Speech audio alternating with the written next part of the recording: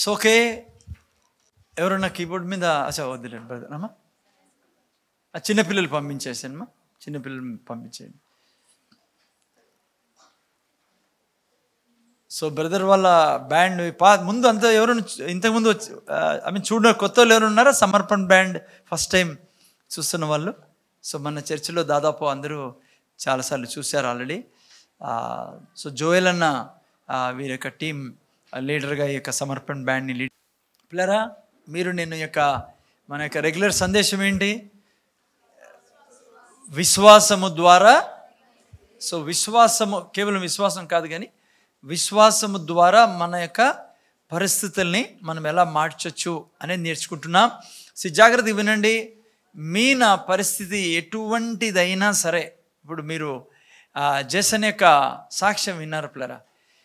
So ఏ పరిస్థితినైనా దేవుడు, ఇక్కడ రాచ్చు కదా సౌమ్య ముందుకి స్థలం దేవుడు, ఏ పరిస్థితినైనా దేవుడు మార్చగలడు పిల్లరా. నా పరిస్థితి మనం ఆయన నమ్మితే.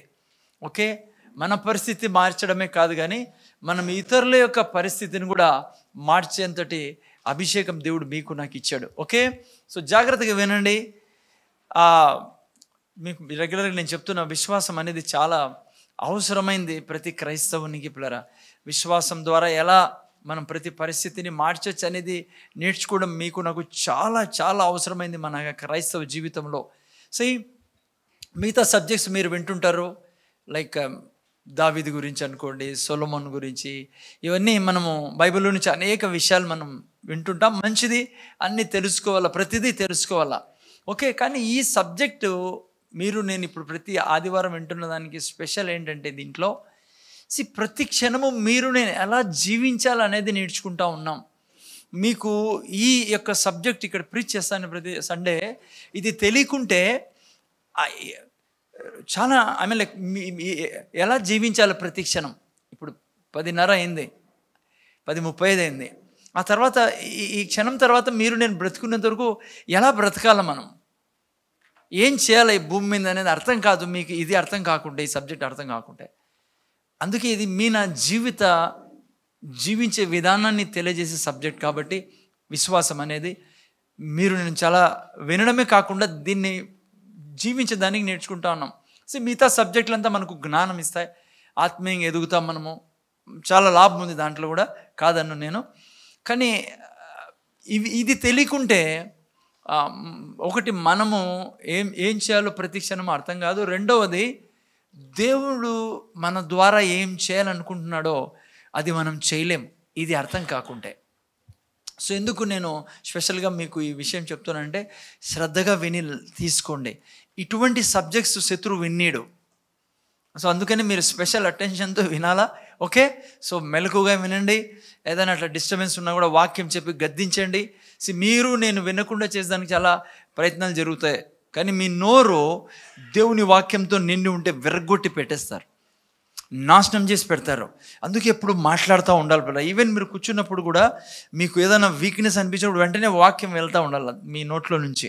నన్ను డిస్టర్బ్ చేస్తున్న ప్రతి ఈవిల్ స్పిరిట్ని చేతిమ్మని ఆజ్ఞాపిస్తున్నా, దూరం పొమ్మని ఆజ్ఞాపిస్తున్నా, దేవుని ఆజ్ఞని విడుదల చేస్తున్నా. సో ఈ విధంగా నువ్వు దాన్ని బ్రేక్ చేయాలా. ఊరికే ఉన్నావు అనుకో, దేవుడే ఏదైనా చేశాడని. దేవుడు ఏం చేయడు.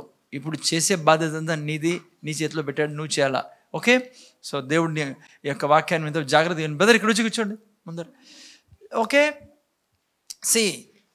విశ్వాసంలో నడిచే వ్యక్తి తన జీవితంలో మనం విశ్వాసంలో నడుస్తున్నామో, ఓకే ఇట్లా చెప్తాను. విశ్వాసంలో నడిచేవాడు ఎప్పుడు ఏం కలిగి ఉంటాడు? ఫస్ట్ స్టెప్ గట్టి చెప్పండి, నేను ఏం కలిగి ఉంటాడు?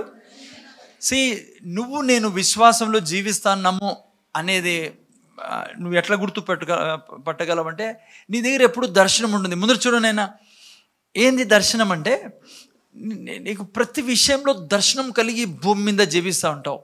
అది సపోజ్ నీ భర్త గురించి నీ దగ్గర దర్శనం ఉంటుంది, నీ భార్య గురించి నీ దగ్గర దర్శనం ఉంటుంది, నీ డబ్బు గురించి నీ దగ్గర దర్శనం ఉంటుంది. హలో, నీ యొక్క శరీరం గురించి, ఏ విధంగా నా శరీరం ఉండాలా, నా శరీరంలో రక్తము ఎంత ఉండాలా, నా శరీరంలో ఏ అవయవం ఎట్లుండాలా, అన్నిటి గురించి నీకు దర్శనం ఉంటుంది. నీ లైక్ నీ మినిస్ట్రీ గురించి, లైక్ నువ్వు సేవ చేసే వ్యక్తి వెళ్ళి సువార్త చెప్పాలా, లేకుంటే నువ్వు నడుస్తా అంటే ఏం జరగాల, నువ్వు భూమి మీద నడుస్తా అన్నప్పుడు నీతో ఏం జరగాల, నీ జీవితం నుంచి ఏం ప్రవహిస్తూ ఉండాలా. ఈ వ్యక్తి విశ్వాసంలో జీవించే వ్యక్తి ప్రతి విషయం గురించి తన దగ్గర దర్శనం ఉంటుంది పిల్లరా. ఎక్కడి నుంచి తీసుకున్నాడు ఆ దర్శనాన్ని? దేవుని వాక్యంలో నుంచి. ఓకే, అలాగే బ్రతుకాడు ఈ వ్యక్తి నోట్లో నుంచి ఎప్పుడు ఇది ఎవరు మొబైల్ ఈ చర్చిలో కాల్ పెడుతూనే మొబైల్లో సైలెంట్లో పెట్టుకోలేమా? కొత్త వాళ్ళు ఎవరు ఉంటే జాగ్రత్త తిననుకోరా. ఈ వ్యక్తి అనుక్షణము ఈ వ్యక్తి దగ్గర నువ్వు అడిగా అనుకో, ఏదన్నా అడిగితే ఏమో నాకు తెలీదు అట్లుండదు ఈ వ్యక్తి దగ్గర. ఈ వ్యక్తికి అన్నీ తెలుసు, ఎందుకంటే బైబిల్లో ఉండే ప్రతి విషయాన్ని తన వాగ్దానాన్ని తన దర్శనంగా తీసుకున్నాడు కాబట్టి ఎప్పుడు ఒప్పుకోడు ఆయన. సపోజ్ డాక్టర్ అన్నాడు అనుకో, మీ బీపీ ఇంత ఉందని, బీపీ ఉంది మీకని, అయ్యో ఎందుకైంది నాకు అట్లా అన్నాడు ఈ వ్యక్తి. ఎందుకంటే ఈ వ్యక్తికి తెలిసి ఎంత ఉండాలో బ్లడ్ ప్రెషర్ తన బాడీలో, దాన్ని అతనికి తెలిసి ఎట్లా దీన్ని కంట్రోల్ చేయాలా ఏం. So what I'm saying is ఈ విశ్వాసంలో బ్రతికే వ్యక్తి దగ్గర ప్రతి విషయం గురించి దర్శనం ఉంటుంది పిల్లరా. ఎందుకంటే ఈ వ్యక్తి దేవుని వాక్యంతో జీవించే వ్యక్తి, దేవుని వాక్యాన్ని దర్శనంగా మార్చుకొని జీవించే వ్యక్తి. ఓకే, ఇది ఉంటుంది ఆ వ్యక్తి దగ్గర, విశ్వాసం నడిచే వ్యక్తి దగ్గర. ఏమో దర్శనం. రెండవది, కేవలం దర్శనం ఉంటే సరిపోదు పిల్లరా, ఏముండాలా? వాక్యం ఉంటుంది ఈ వ్యక్తి దగ్గర.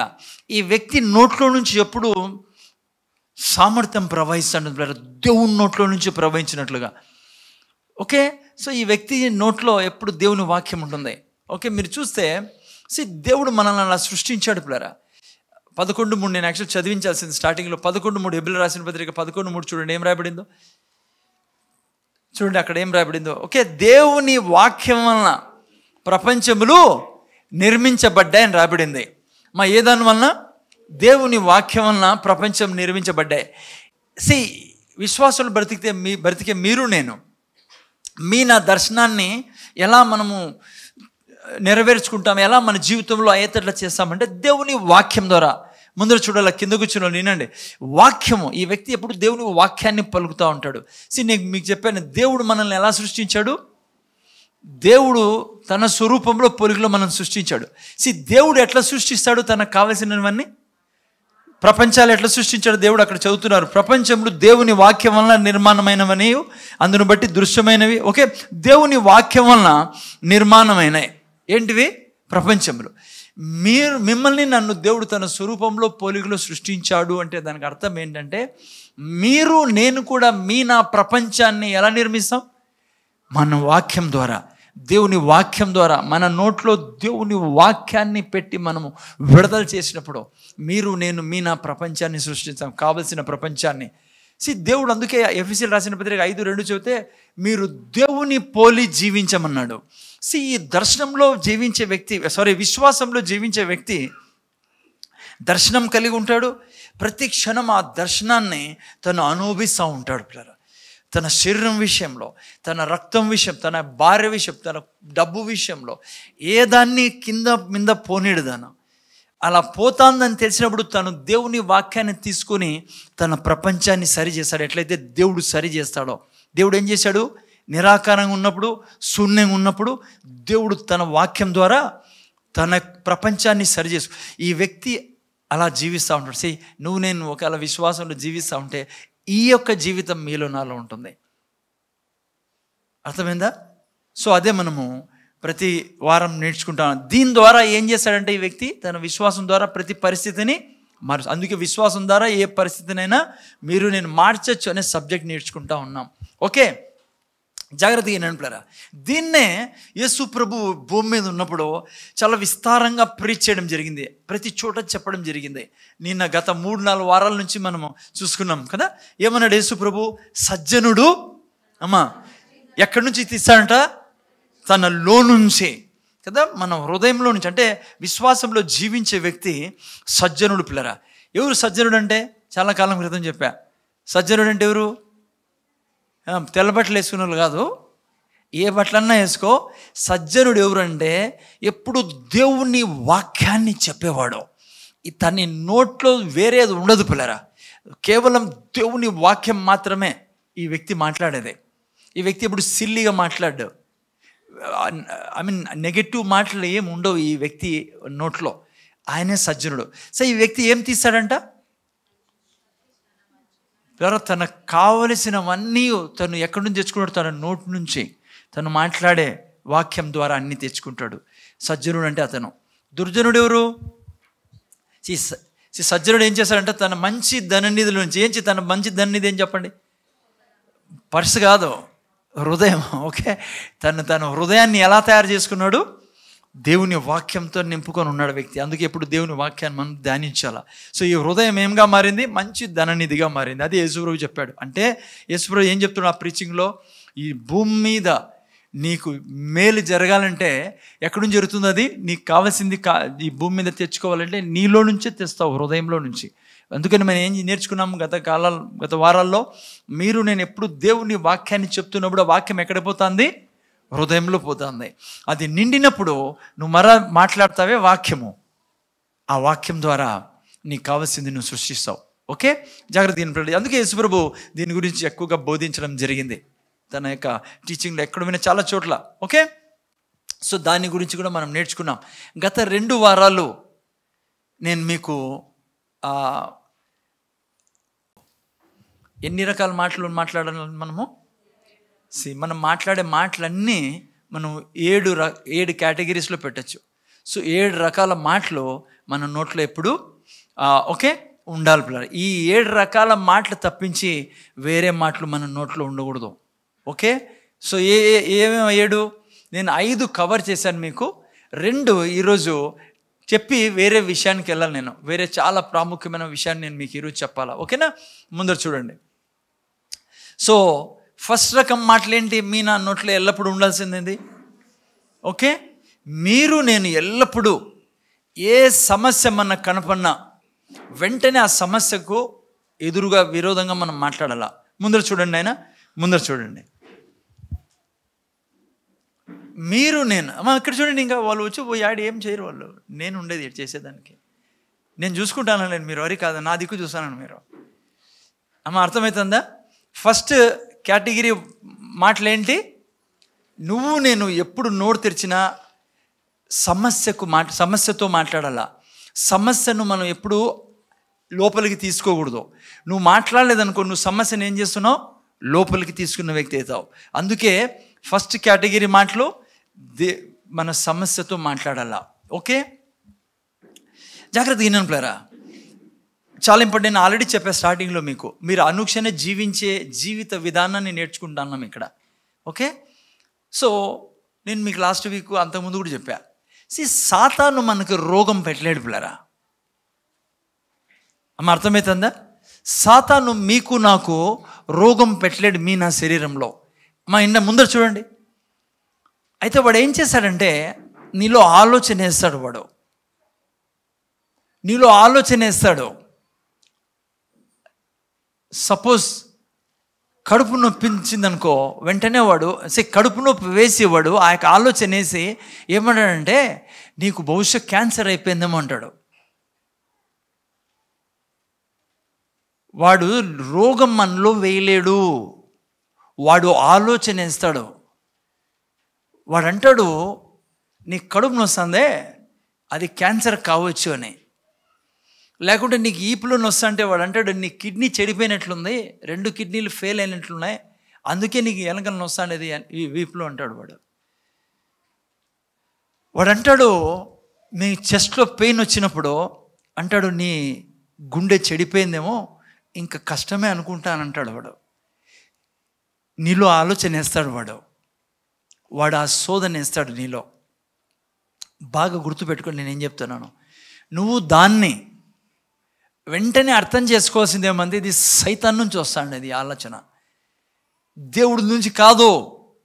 దేవుడు అలా శోధించడు నిన్ను, దేవుడు అలా చెప్పడు, అది దేవుడు నీకు రానిడదే. That's coming from devil, from hell. ముందర చూడలేనా, ప్లీజ్ అర్థం చేసుకోండి.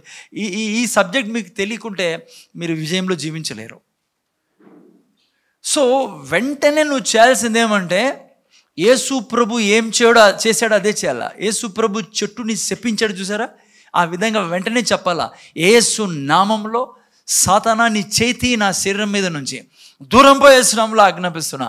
యేసయ్య తిన్న దెబ్బల చేత నా శరీరం నిండా ఆరోగ్యం ఉంది. ప్లీజ్ అర్థం చేసుకోండి, వెంటనే చెప్పాలా. ఇమ్మీడియట్గా దేవుని వాక్యం మమ్మించాలా. నా దేహం దేవుని ఆలయం, దీంట్లో ఏ రోగానికి పర్మిషన్ లేదు, ఇది రోగం తాకదు, నా శరీరం తాకడానికి వీల్లేదు. నువ్వు పలకాల ఇమ్మీడియట్గా. అయితే చేసేది ఏం తెలుసా, చాలామంది ఆ యొక్క సమస్యని ఇతరులతో చెప్పడం మొదలు పెడతారు. అంతవరకు అనారోగ్యం లోపల పోదో. నీకు ఆలోచన వచ్చింది, నువ్వు ఎప్పుడైతే దాన్ని ఇతరులకు చెప్పేది మొదలు పెడతావో వాడు నీలో లోపల ప్లాంట్ చేస్తాడు. దాన్ని లా ఆఫ్ అగ్రిమెంట్ అంటాం. వాంతో నువ్వు అగ్రి అయినావు అనుకో, ఎస్ అన్నావు అనుకో, అందరికి పోయి చెప్తాన్నావు అనుకో, నువ్వు డాక్టర్ దగ్గర పో, మందులు తీసుకో. డాక్టర్ చెప్పచ్చు, సార్ ఇట్లా నొప్పిస్తుంది, నాకైతే ఈ నొప్పిస్తుంది, నాకు నమ్మకం ఉంది, ఏసై తిన్న దెబ్బలు, నాకు విశ్వాసం ఉంది, ఏసై తిన్న దెబ్బలు నాకు స్వస్థత లభించింది. చెప్పాలి కదా డాక్టర్కి. ఎందుకంటే కొంతమంది క్రైస్తవులు నాకు అడుగుతాడు, లేదా చెప్పకూడదు, ఎట్లా డాక్టర్ చెప్పేది? నువ్వు ఇతరులకు చెప్పచ్చు, సరే మమ్మీ డాడీకి, మమ్మీ నాకు ఎందుకో నొస్తుంది, కొద్దిగా నొస్తుంది, అయితే నాకు తెలిసి ఏసై తిన్న దెబ్బలు చేతి నాకు స్వస్థ. అది నువ్వు మాట్లాడే విధానం. నువ్వు అన్నావు అనుకో, నొస్తుంది పొద్దునుంచి, నాకు అనిపిస్తుంది, నేను అనుకుంటానా ముందుసారి కూడా అట్లా అయిండే. ఇది జోక్ కాదురా, ఇదే స్పిరిచువల్ వార్ఫేర్. నువ్వు నేను నేర్చుకోవాల్సిందే. బిడ్డ వింటానవా? నువ్వు పర్మిషన్ ఇస్తున్నావు శత్రువుకి నీ బాడీలో. ఈ విధంగానే నీ శరీరం ఈరోజు అనారోగ్యంలో ఉండేది. దేవునికి సంబంధం లేదు నీ అనారోగ్యంతో. అందుకే యేసుప్రభు చెట్టుని శపించిండేది. ఏ బైబిల్లో రాయలేదు యేసుప్రభు అట్లా పోతా చెట్లో కాయలు లేనా కూడా నువ్వు చచ్చిపో అని తిరగలే యేసుప్రభు. ఆ చెట్టుకి అదే పనిగా చెప్పాడు. ఎందుకో తెలుసా? శిష్యులకి నేర్పించేదానికి, నేను ఈ భూమి మీద ఎలా జీవించాలని. హలో, నీ శరీరంలో చెట్టు ఉందనుకో, కాయలు కాసే చెట్టు, దాన్ని చంపాలా. ఏ చెట్టు? చెడ్డ చెట్టు. చాలామంది అంటారు కదా, చలికాలం వస్తుంది బ్రదర్, చలికాలం వస్తూనే నాకు కాళ్ళు వాస్తాయి. నువ్వు చెప్పినావు అనుకో, దేవుడు కూడా నీకు బాగు చేయలేడు. అందుకే క్రైస్తవులు ఇబ్బంది పడతాను ఇది ఈరోజు. ఎందుకంటే లా ఆఫ్ అగ్రిమెంట్ అని ఉంది. దేవుడు అంటాడు, నువ్వు ఎందుకు వాడితో ఏకీభవిస్తున్నావు? నీ నాలుకలో ఏముంది? నువ్వు మరణాన్ని ఎందుకు ఎన్నుకుంటున్నావు? చాలామంది అంతే, బ్రదర్ ఎండాకాలం వస్తానట్లే నాకుండా చేతులు తిమ్మిరులు ఎక్కుతా. అది చెట్టు, అది సంపుదాన్ని, శపించుదాన్ని. బ్రదర్ మా ఇంట్లో అందరికీ 40 దాటితే బీపీ అందరికి ఉందంట. డాక్టర్ కూడా చెప్పినాడు, సర్టిఫికేట్ నా దగ్గర ఉంది అని చెప్పుకుంటూ తిరిగితే, నేను ఓపెన్గా చెప్తున్నా, దేవుడు కూడా నీకు సహాయం చేయలేడు. ఎందుకంటే దేవుడు నేను అలా సృష్టించాడు. దేవుడు నీకు అధికారం ఇచ్చాడు సమస్తం మీద. బలవంతాన దూరుడు. మొన్నవారం చెప్పాను నేను, దేవుడు నిన్ను కంట్రోల్ చేయడు. దేవుడు నిన్ను గైడ్ చేస్తాడంతే. దేవుడు నిన్ను లీడ్ చేస్తాడు, గైడ్ చేస్తాడు. దేవుడు నీ మీద కంట్రోల్ చేయడు. చేస్తానాడా? చేస్తా అంటే మీరు 9-15 వచ్చినా వచ్చేసేవాళ్ళు ఇటుకి. నిజమా కాదు? మీకు జస్ట్ ఎగ్జాంపుల్ ఇస్తున్నా. ఆయన బంగపోతాడు,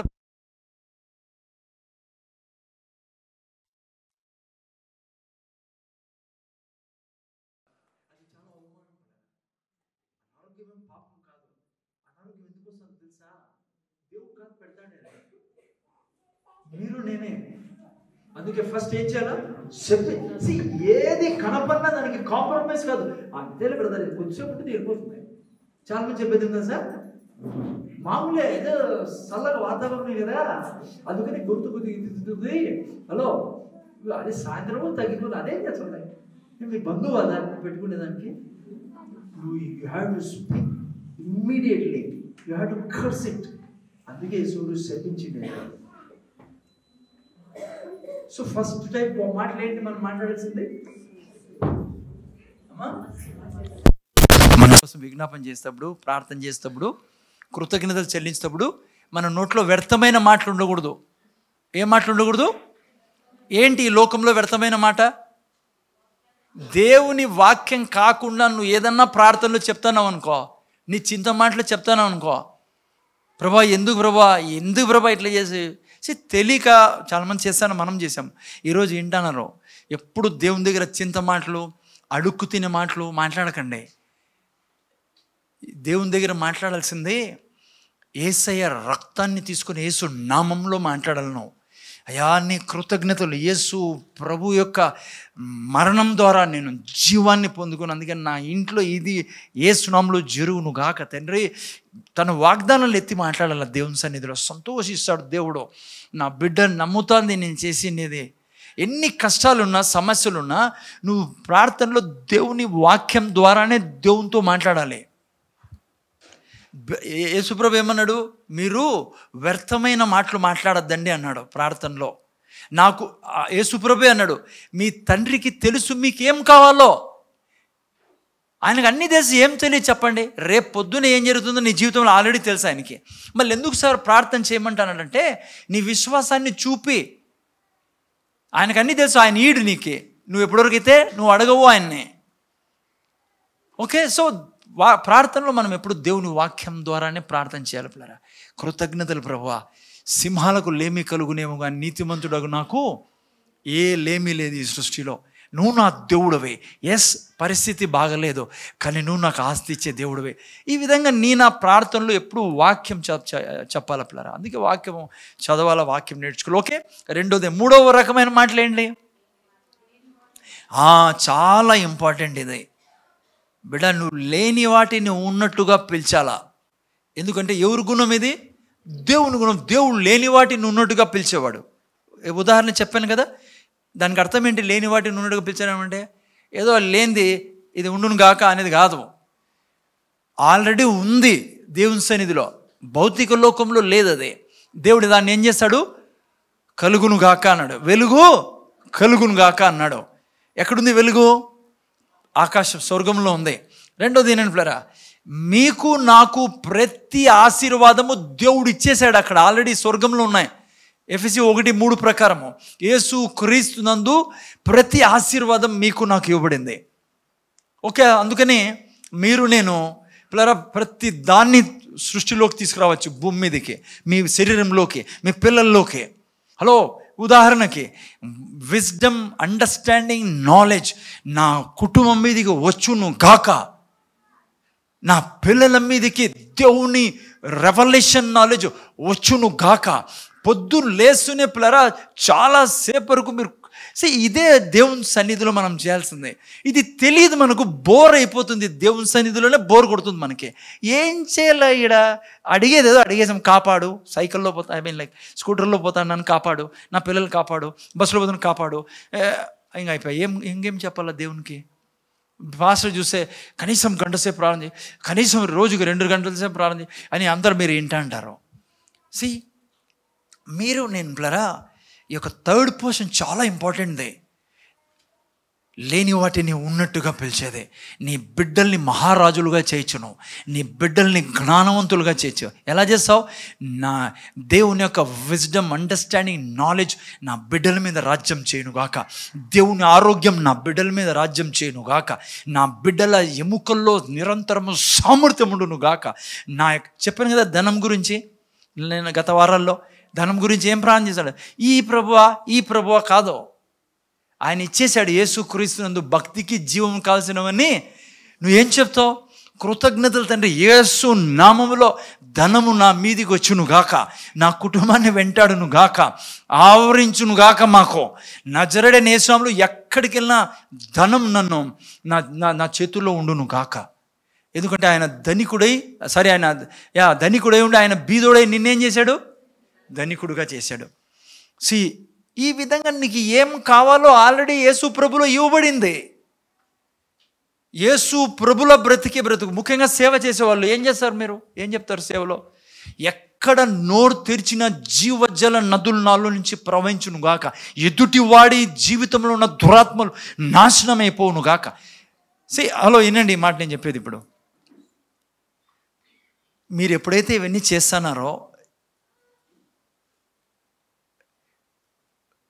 సెన్సస్లోకి పోద్దండి. అంటే ఎట్లా చెప్పాలి బ్రదర్, 4-5 రోజుల నుంచి చెప్తాను, ఏం కాలేదే, 5 డెవిల్ సాతాన్ నీతో మాట్లాడతాడు, ఏమైతుంది చెప్పు, నాకు ఏమైతుంది చెప్పు. వాడు యేసు ప్రభు దగ్గరికి పోయి నువ్వు కుమారుడివైతే చెయ్యిదే, నువ్వు కుమారుడైతే ఎందుకు జరగలేదే, నువ్వు కుమారుడైతే ఎందుకు ఇట్లుంది పరిస్థితి. వాని చేతుల్లో పడకండి, వాక్యం మీద జీవించండి.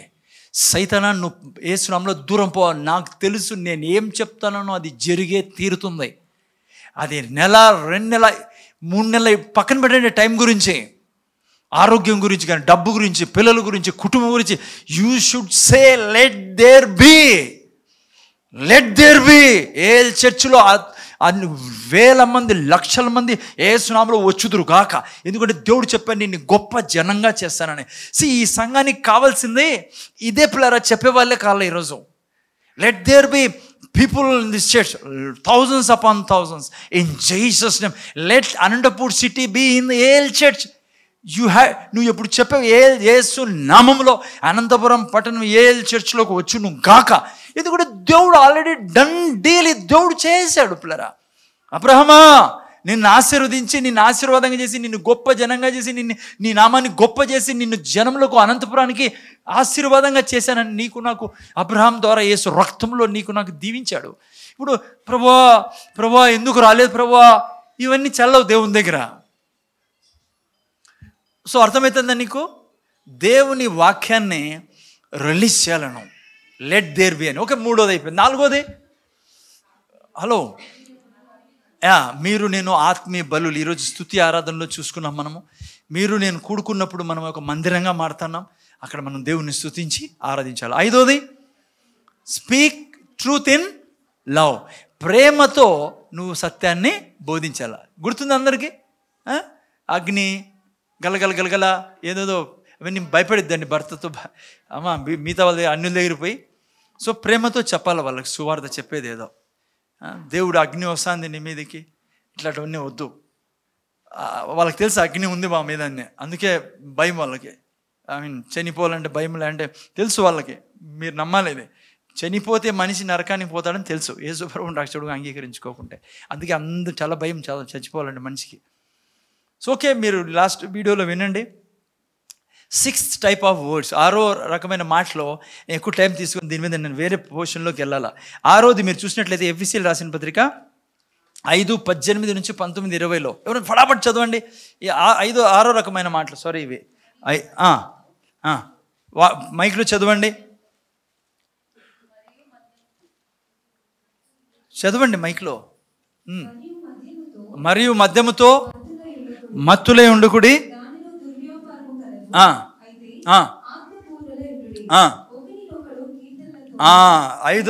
రకమైన మాటలు ఎప్పుడు నీలో ఏముండాలా? ఒకడు కీర్తనలతోనూ సంగీతములతోనూ. చూడు, మీరు నేను ఎప్పుడు పిల్లరా ఈ విధమైన మాటలు ఉండాలి మీలో. ఎప్పుడు నేను పాటలు పాడుతూ ఉండాలి పిల్లరా. అర్థమవుతుందా మీకు? ఏసీ పెంచండి, నేను చాలా ఇదిగా ఉంది. 18 పెట్టండి ఆ సైడ్. ఓకే, మీరు నేను ఎల్లప్పుడూ నోట్లో ఎప్పుడు పాటలు ఉండాలి పిల్లరా. అమ్మ అర్థమవుతుందా? నువ్వు ఎప్పుడు దేవుని పాటలు ఉండాలి నోట్లో, సినిమా పాటలు కాదు. ఎప్పుడు కొంతమంది నెగిటివ్ మాటలే ఉంటాయి నోట్లో.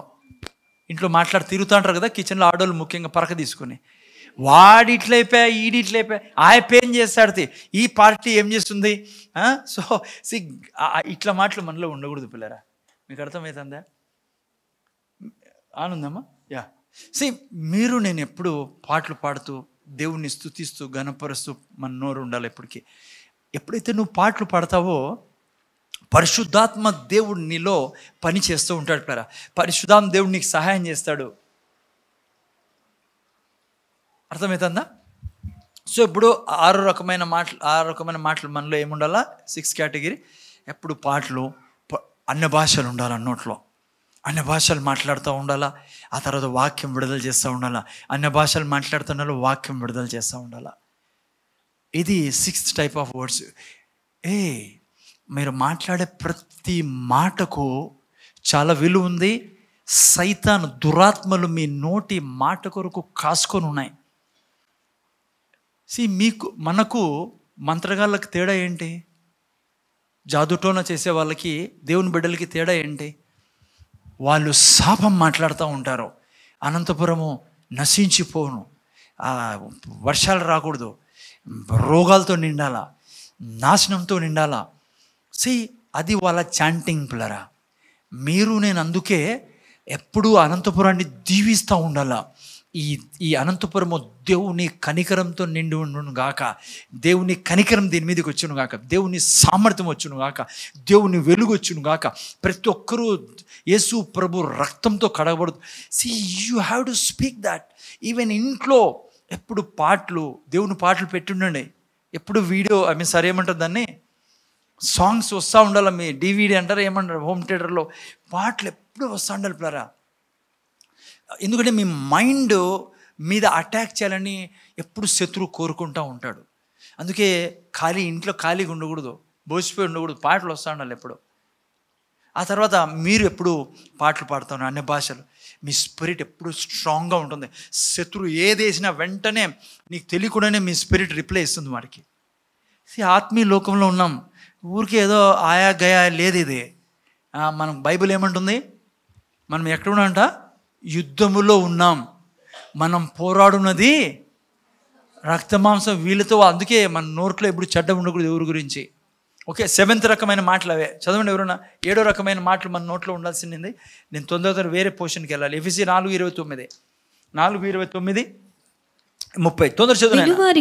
వినువారికి మేలు కలుగునట్లు. అమ్మా, నువ్వు ఎప్పుడు నోరు తెరిచిన సిస్టర్ వింటానారా నైనా, బంగారులో భర్తతో మాట్లాడినా, భార్యతో మాట్లాడినా, ఈవెన్ కాయగూరలు అమ్మే వాళ్ళతో మాట్లాడినా, ఎక్కడ నువ్వు అడుగు పెట్టినా గుర్తుపెట్టుకో బిడ్డ, నీ నోరు పెదవులు తెరిచావు, నువ్వు బయటికి సౌండ్ పోతుంది నీ పెదవుల్లో నుంచి అంటే ఏ మాటలు ఉండాలంట? చదువునైనా. వినువారికి మేలు కలుగునట్లు అవసరమును బట్టి క్షేమాభివృద్ధి కలుగు అనుకూల వచనమే పలుకుడి. క్షేమం ప్లరా. నువ్వు చిన్న దేవుడివి నాయనా. ఇన్నైనా నీ నోటి నుంచి వచ్చే ఏ మాట కూడా భూమి మీద వేస్ట్గా పోదు. అది మరణమన్నా తెస్తుంది, జీవమన్నా తెస్తుంది నీకు. అందుకే ఎవరితో ఏం మాటలు మాట్లాడాలా? క్షేమాభివృద్ధి. ఇంకోరిని పడేసే మాటలు, కొట్టేసే మాటలు. పరిశుద్ధాత్మ దేవుడు ఏమవుతుంది అట్లా మాట్లాడితే? వాకిలు వెళ్ళద్దాము, అక్కడ వేసిపోతుంది. చెప్పు, నేను ఏమవుతుంది మాట్లాడితే అట్లా?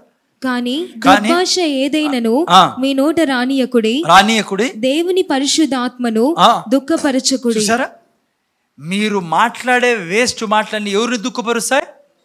అందుకే చూడండి, ఎవరైనా తిట్టినప్పుడు, దేవుని బిడ్డలమైన మనం ఎవరైనా తిట్టి కొట్లాడుకున్నామని ఏమవుతుంది? లోపల హ్యాపీగా ఉంటుందా? కృషించిపోతుంది. మనకు అనిపిస్తుంది ఎందుకన్నా అంటినరా. ఈరోజు ఎంతమంది కొట్లాడుకొచ్చారు భార్య భర్తలో ఇడ్లీ చట్నీ గురించి కొట్లాడుకున్నారో? వచ్చేటప్పుడు వాడు సండేనే వస్తాడు, వాడికి ఫుల్ డ్యూటీ సండేనే. వాడు సండే నువ్వు రెడీ అవుతుంటే వాడు వచ్చింటాడు. ఏం చేసి వీళ్ళిద్దరు గబ్బు లేపాల భార్య భర్తల్ని. ఇద్దరిలో ఎవరెవరు పోకూడదు ఈరోజు. ముఖ్యంగా మీసాలోళ్ళు పోరు, వాళ్ళ రోషం ఎక్కువ కదా. వాళ్ళకి తెలుసు చర్చికి రానంటే ఈమె బాగా బాధపడుతుంది, అందుకే చర్చికి రానంటాడు. అందుకే ఏం మాటలు ఉండాలా? క్షేమకరమైన మాటలు, మేలు మాటలు, ఇంకొన్ని దుఃఖపరిచే మాటలు, కించపరిచే మాటలు, ఏడిపించే మాటలు. దానివల్ల నువ్వు అనుకుంటావు ఎదుటోనికి ఇయ్యాల్సింది ఇస్తానలే, రైట్ లెఫ్ట్ అని. నో, పెద్ద మూర్ఖత్వం. నీ హృదయము పాడు చేసుకుంటావు అట్లా మాటలతో. నీ జీవితం మీద కృప నువ్వు రాకుండా చేసుకుంటావు. ఓకే, ఎనీహౌ ఇడిచిపెట్టదండి, పట్టుకోండి దాన్ని. అలా 7 రకాల మాటలు ఇవి. ఓకేనా? సో రాష్ట్ర 2 ఊరికే జస్ట్ చెప్పాను మీకు. మొదటి 3-4 రకాల మాటలు చెప్పానే, అవి మీ జీవితాన్ని, నా జీవితం చాలా అవసరమైనవి. ఓకే, ఈరోజు నేను చెప్పాల్సింది, బ్రదర్ వస్తూనే నేను ఎప్పుడైనా స్టాప్ చేస్తాను. ఓకేనా? ఓకే, ఈరోజు నేను చెప్పే మాటలు విషయం ఏమంటే, దేవుని వాక్యం యొక్క ఇంటిగ్రిటీ గురించి, ట్రూత్ఫుల్నెస్ గురించి, ఆ తర్వాత ఇంటిగ్రిటీ నుంచి ట్రూత్ఫుల్నెస్ గురించి, దాని యొక్క ఫెయిత్ఫుల్నెస్ గురించి ఈయనండి తెలుగులో చెప్తా. దేవుని వాక్యం యొక్క తెలుగులో రాసుకున్నాను.